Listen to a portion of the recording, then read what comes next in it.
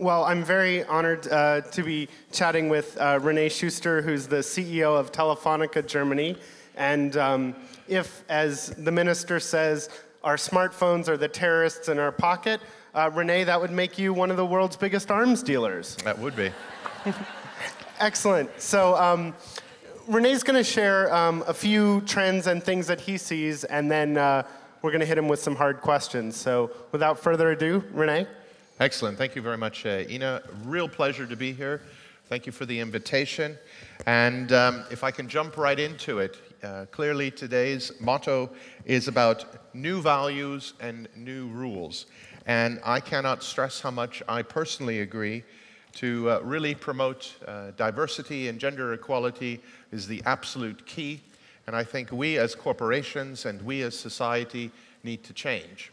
And if I look at the core DNA of the DLD, it's really about technology. So I would like to have the luxury of just adding to this wonderful motto of new values, new rules, and I'd like to add a little bit about new technology. And I'm here today to kind of share with you some trends in technology, where some hypotheses and conclusions of this trends are leading to, and what are some of the conclusions, how companies are changing their behaviors, and how this technology, I think, is going to be a great platform for further diversity and further inclusion, and it really will create a level playing field. And what I hope to convince you today in my discussion and my questions from you, Ina, is that we must seize this opportunity and leverage the technology that's in front of us. So let me just start with a little bit of trends and statistics, which will hopefully delight you. I'd like to start with the first one. I bet you didn't know there are now 4.8 million mobile phones in the world and only 4.2 million toothbrushes. To me, I think that's a bit bizarre. And by the way, I think you should brush your teeth every day. You don't have to use your mobile phone every day. The other thing that's really quite staggering, if you look at penetration or availability and access, basically 87%, so 87 out of 100, has a penetration rate on a global level of mobile phones versus 84% penetration of clean drinking water and 81% of actually access to technology, electricity. Now, what makes this happen is that in most countries, mobile penetration is actually greater than 100%. For example, here in Germany, it's at 150%, which is just unbelievable. So I would rather like to introduce a new word rather than a device being a device for a terrorist or me being an arms dealer. My proposal to all of you is that in the future, your mobile phone, your smartphone will become the remote control of your life. In other words, you can do with it whatever you want to and what you can imagine, and look at it as an innovative product. And yes, I think sometimes you should turn it off as well. If we look at another very interesting trend, this is something that's happening in Korea. And again, it's with smartphones and really just fitting into your daily life. And that is, at a subway station in Korea. And basically what you want to do as you're going to work, you just kind of pick the product that you want to buy, and then you decide whether you want that delivered at home or in the office.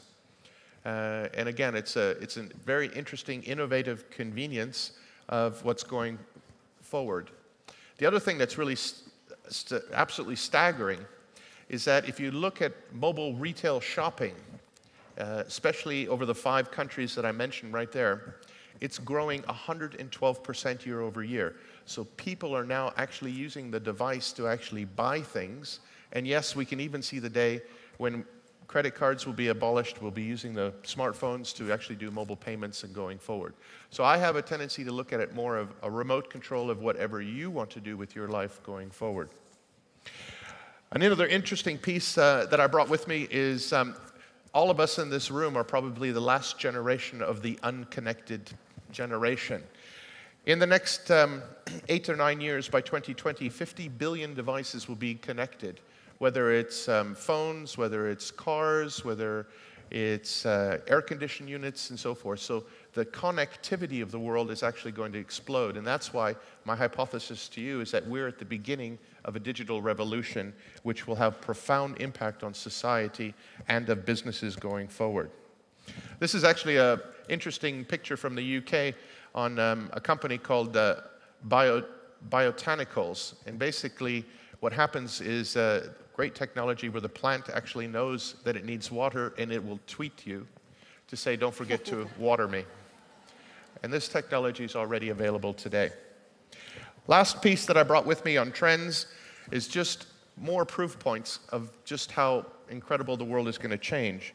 57% of people talk more online than in real life. Now, there is a bit of sadness to that, but it is absolutely a true fact. 1 out of 6 people today that are married actually met online. And the other thing that I find fascinating is 48% of 13 to 34-year-olds actually check Facebook first thing in the morning before they say good morning to anyone else. The other 52% check their email. I think you're right. So really, over to you. What I really wanted to do is set the scene for some of your questions and plant some ideas in your mind that we are really in the middle of something extraordinary. Great. Well, thank you, René. I was struck last night. I was at a dinner that the DLD organizers put together, and it was one of the first times in recent memory that nobody was on their phones. We were all sitting and talking, and there was such immense value to that. And the first piece of that is obviously a tribute to what Steffi and Maria and everyone have put together, is a room full of people interesting enough that we're all willing to put away our phones. But that's, to me, very rare, and I don't know how much we're benefiting from this technology when there aren't social limits. So that's one piece of it. The other flip side for me is I actually would have been the one person on my smartphone, but the international roaming rates were so high that I couldn't afford to. So I think there's 2 questions there. One is a societal and one is a business, and we'll get to the business one. But on the societal piece, we've talked about the power of this technology and we've talked about the dangerous thing. How do you, as a technology leader, separate that balance for yourself, for your company, and where are the lines? Well, I think this is where we need to make sure that we all empower individuals and that we actually have role models of what good looks like. And I try to be a role model as well for my company. And I think the minister that spoke earlier just had some really good tips for us, and that is, you are in control. Don't let technology control you. And it's okay to turn things off, and it's okay to delete things, and it's okay to look at things when you want to. And where should that turn off come? Because you have a company, Volkswagen proposed, we'll just shut off the email servers at a certain time, no email on the weekend. Is that the right approach? I don't agree with that. I think that's kind of Big Brother telling you what to do something. I would rather empower people. I would rather say it's actually your choice, it's up to you, and let me show you what good looks like. I mean, I travel a lot, I get a lot of emails, and sometimes it's just overwhelming, and then what I do is I delete them all. I don't even look at one of them. Yeah?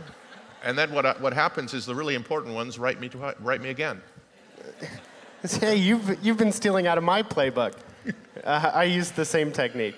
I don't delete anything. I'm a piler, not a filer. So I have, a billion emails in my inbox, but similar technique. So the individual being the judge, and then on the business side of things, so much of communication is governed by how accessible it is, and I think we've done a good job, as the statistics show, of enabling things for most use cases. But one of the ones that's particularly hard and more of a problem here in Europe is when you're traveling from place to place. At the hotel that I'm staying, Wi-Fi is 27 euros a night. We all know there are these really high roaming costs, and a lot of people blame your industry for those costs. And the idea that you're subsidizing a dying business model with these extra fees. What do you see the role of carriers in sort of competing differently as opposed to just having these high fees?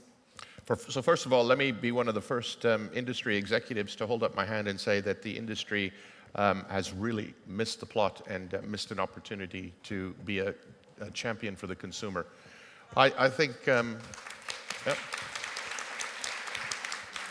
I think roaming is something that maybe might have been a good idea at the beginning, but I think is not justifiable going forward, and the industry will change. And we're absolutely committed to that. We've already changed tariffs today that for customers, roaming actually isn't a chargeable event if you're a customer, for instance, with my company. I know that some competitors are doing that as well. Also, EU regulation is also doing the right thing by forcing the industry to kind of stop and to change our economic models, which we all subscribe to. And I think by 2014, 2015, basically roaming will be abolished in Europe. And I think that's good for everybody, and I think that's good for the consumer. And similarly, traditionally, phone companies have made a lot of their money on voice minutes and text, and you're under enormous pressure from services that say, wait a second, we can deliver these much cheaper over the top as data services. How much has that forced your industry to change, and how quickly do you see carriers evolving into new services? I think an awful lot, and I think it's a great innovation, and I think innovation is great for competition. The OTT players are a threat. I think the big challenge for OTT players is quality of service, and can they keep it up, because customers are very demanding of what type of quality of service that they want. But saying all that, we have to change, and just recently we've come up with our own OTT product on a global basis that everyone can use for free, and it's clearly we like to look at it as it's the next generation and a lot better. So I think innovation that challenges your thinking is good for business and is good for industry. Well, I have lots of questions for you, but I think, do you have some more slides you want to get to? I've got a couple more things that I'd like to share with you, and that is how this mobile revolution is actually changing the way that we work. And I brought with me some interesting trends again, and some examples of companies that are changing their behavior, and then I'd like to come back to the diversity piece real quick. So one of the pieces that I put together, and this is other statistics, is flexible working time. 58% of Germans would like to at least work some hours of the day at home or wherever they like. And I think connectivity, again, as the minister said earlier, gives you the flexibility to kind of work anywhere that you like. There's a really new trend that's coming together, and I'd like to introduce it to you today. It's called BYOD, not BYOB, right? Bring your own booze. No, BYOD is bring your own device. And what you're seeing is the flexibility of technologies and IT departments actually letting their employees bring whatever device they like and hook it up into their infrastructure. And I think that kind of flexibility and innovation will bring all kinds of changes to the workplace as well. And the other trend that I'm finally starting to see is that 80% of corporate Germany is actually starting to embrace video conferencing, and not only video conferencing on an international basis, but in a peer-to-peer video concentrating even in geographical areas in one city. And I think these are something that is really quite profound. I brought another slide with me on what we're doing ourselves at Telefónica, and that is, flexible working hours is very, very important. And another thing that we're trying to experiment with, but we haven't made a decision, is kind of agreeing what time of day you actually have meetings, rather than having meetings really early and very late in the day. And that way employees have the flexibility to balance the homework, balance a little bit more, and kind of look after children and things like that. Another statistic that I brought with me is that 3/4 of German women actually like to work some hours, or if not the entire time at work. And I think this is a trend that corporate Europe needs to pick up on and change their flexible working conditions to make things a lot more achievable. And again, I think it's the mobile technology that will have a profound impact on this. I brought some examples of really, really cutting-edge companies on how they're changing the behaviors. Google, for instance, has something called the 20% rule, where every employee can use the equivalent of 1 day's work for his or her own personal project. The personal project obviously has to be approved by the supervisor, but basically you've got an entire day to kind of invest in something that you're passionate about. And I think that might be something that will be taking off. Again, a couple of more examples how trust is changing in the corporate environment. Trust between companies and the employees. There's a company in the UK called Ask.com that has actually got rid of their holiday period, their vacation policy, and vacation is now not tracked or accrued, and basically lets the employee take as much holiday as they want, providing they meet their objectives. And these are just examples of how technology is changing some of the behaviors of some of the companies going forward. Maybe I can hand it over to you, and you can ask me some questions on those trends. Definitely, and I think we'll also get into this a little bit, but these trends hold the possibility for improved work conditions, but as we were talking about earlier, they also give us the same tools to work all the time and not have that balance. What have you guys done at Telefónica to sort of change the equation there? How is technology helping, for example, more women within the company work more flexibly as opposed to just all workers working more? We support an awful lot in having family creches so that our colleagues can bring their children to, not only women, but men as well. We also have a very flexible work environment. So depending on where the work is, people can work in remote locations wherever we are across Germany and have that flexibility. And the other thing that we don't do is we don't track time cheats or anything like that. And we've just established a trust with our employees that when somebody gives us a commitment or a word, we have an agreement that you're going to find a way to make ends meet from a family perspective as well as from a corporate perspective. And one of the other areas about technology, and I'd love to even spend more time than we have talking about it, is it's clearly changed the way we're working in a developing world from having constant access to communication, but it's changing lives in the developing world. It's enabling people that never had access to information to get it. And I know you've traveled some. I'm curious if you can talk a little bit about what you've seen about how this same mobile revolution that's changing lives to some degree in the developing world is really transforming them. Sorry, in the developed world is really transforming them in the developing world. I've got, that's a nice lead into my next presentation piece. I can address your question specifically, but maybe if I can just share with you the last piece that I'd like to present with you is actually how technology is changing the culture, and through this will actually lead to more diversity and gender equality.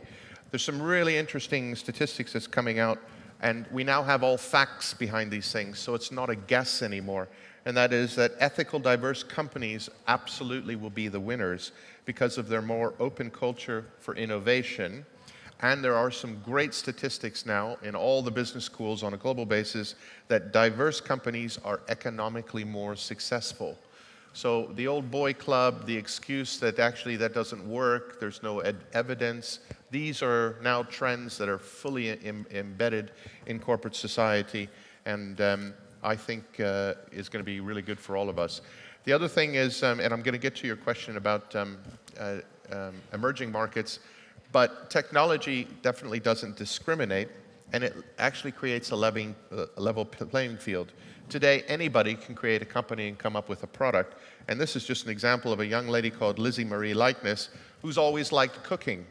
And she started her own cooking website, and it's hugely, hugely successful. She goes to school and talks about healthy diets. She has her own cooking TV program and is now a spokesperson for the American Heart Association. So you're supplying arms and now you're enabling child labor. Okay, good. I look at the positive side. The other thing that technology is doing a little bit differently, and I brought with me one of our own rock stars, and this is a lady called Andrea Fulgaris, who's my Chief Technology Officer, which is typically a male-type role, and she's completely blown that stigmatism out of the water. She's a phenomenal human being. Not only does she look after twins and triplets that were born 18 months apart, but she also looks after our 25 million customers in Germany. And I'll tell you one thing, there's no man in the world that can do that.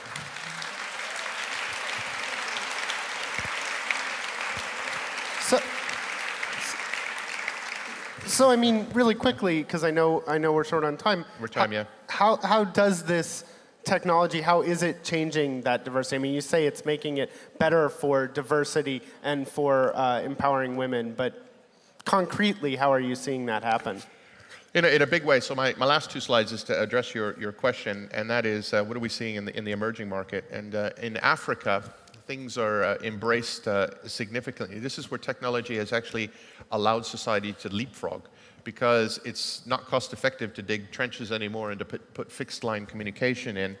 And of the 1 billion population in Africa, for instance, 500 million actually have mobile devices. This gives them a brand new culture on online banking, because setting a bank account is sometimes very difficult because you need to have a track record, you need to have money, you need to have a longevity in jobs, and this is just not possible in Africa. So the ability to trade into the bank is far more advanced in some areas than here in Europe. And if you look at agriculture and healthcare, access to this technologies is second to none, and we're seeing profound impact there. And the last one I have is actually from India. There's 700 million mobile phone users in India, of which only 100 million have fixed lines.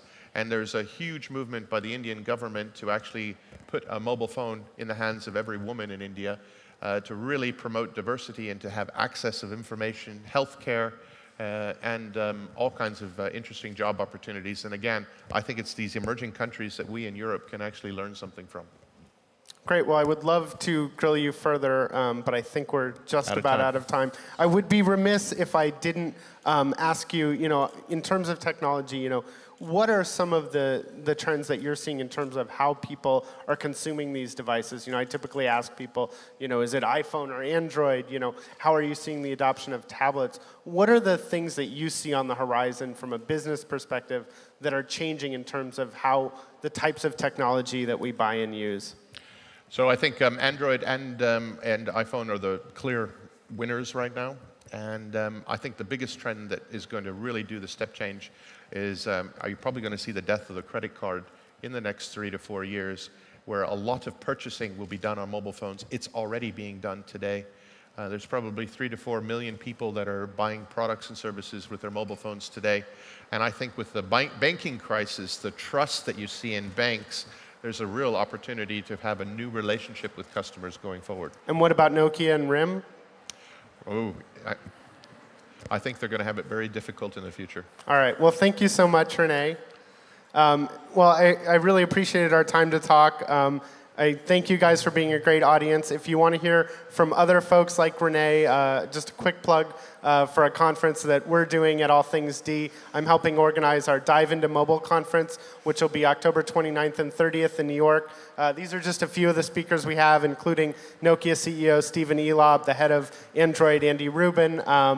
There's a flyer about the conference in your goodie bags. And if you have any questions, I'm ina@allthingsd.com, and I look forward to meeting as many of you as I can. Thanks so much, Thank René. you.